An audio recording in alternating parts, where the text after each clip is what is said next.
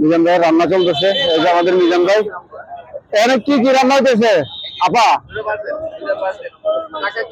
এটা কি? এটা গরুর মাংস। মিজান ভাই কি লাগেন আপনি?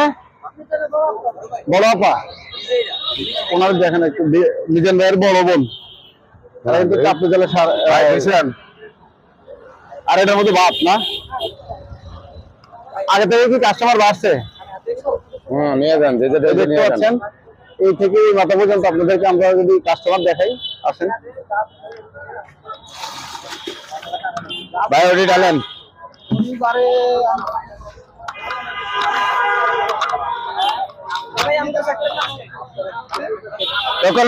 টোকন নেন কথা কেন না, টোকন নেন কথা কেন দিশারে দেন। হোটেলে খাইতেছেন, খাবার মান কেমন? ভালো ভাই, ভালো। দামটা কেমন মনে হয় আপনার কাছে? না দাম বেশি না, মোটামুটি ঠিক আছে, মোটামুটি রিজনেবল। টোকন কই অন্য জায়গায় খাওয়াই ভালো, অনেকে দাম করে কয় এই টাকা দিয়ে নাকি আরো জায়গায় ভালো খাওয়া যায়, আসলে কি সত্যি? না না, এগুলো আমি তো দেখিনি, ফোন এই এলাকায় দেখলাম নিজের মতন লোকে খাওয়াইতে পারে, অন্য জায়গায় খাওয়াইবো না।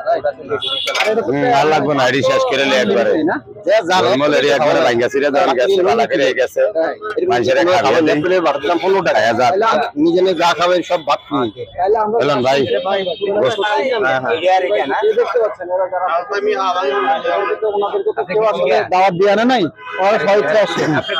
বড় ভাই আপনি কি খাইতেছেন, গরু না মুরগি?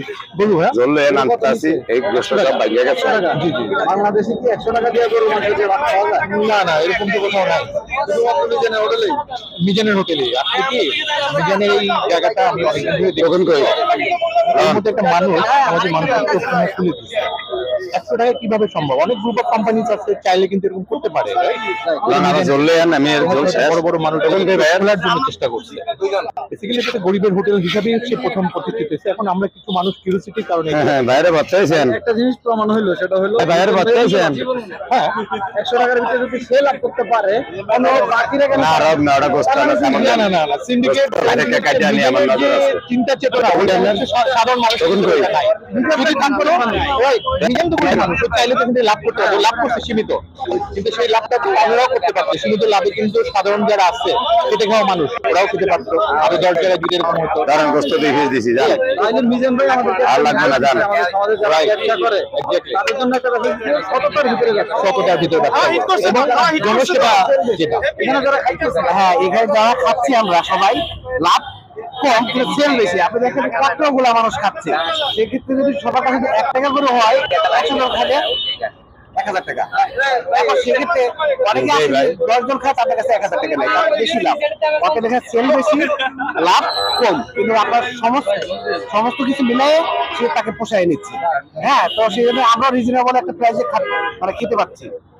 এটা হচ্ছে মানে ভালো লাগলো। দর্শক আপনারা দিয়ে দিচ্ছেন না, আমি বলতে দেখুন ছেলেটাকে আমি সামনে বললাম যে ভাই আপনাকে কেটে নিয়ে আসি। জি জি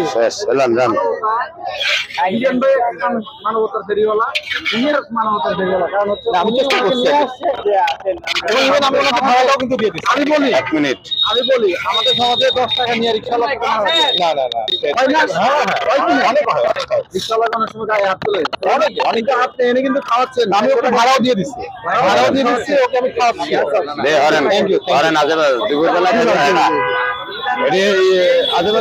এবং সে সবসময় একটা জিনিস সম্মান করে, সেটা হলো যে রিক্সাওয়ালারা আমার বড় সাহেব, এবং এই সাহেবদেরকে আমার 60 টাকা 50 টাকা প্যাকেজে আমি সবজি দিয়ে খাওয়াবো।